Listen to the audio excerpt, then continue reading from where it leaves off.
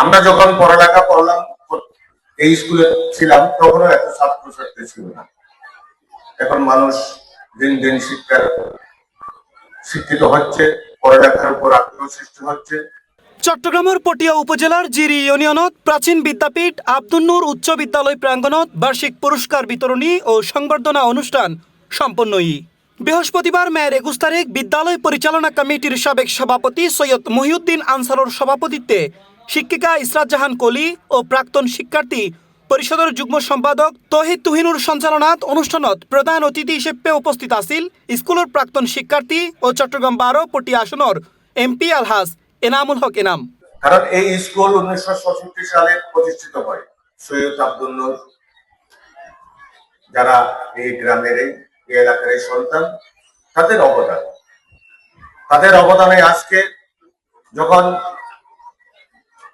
1966 সালে এত স্কুল ছিল না, তখন অত ছাত্রছাত্রী ছিল না।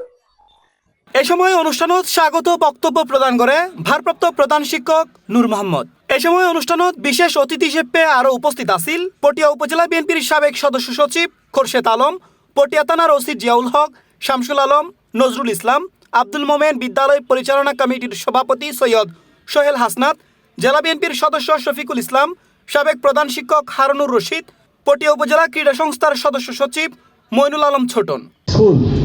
যে স্কুল উনি লেখাপড়া করেছেন, আজকে আমি এসেছি এই স্কুল, এটা আমাদের পারিবারিকভাবে প্রতিষ্ঠিত স্কুল। আমি সবসময় এই স্কুল নিয়ে গর্ববোধ করতাম।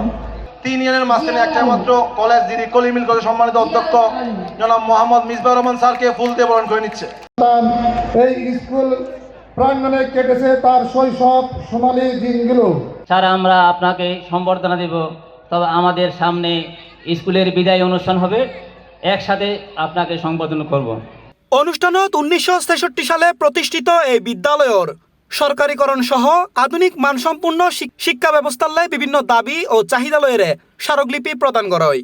এ সময় এমপি এনাম বিদ্যালয়ের সার্বিক উন্নয়নে সার্বিক সহযোগিতার আশ্বাস প্রদান করে বরণ করে নেওয়া হচ্ছে।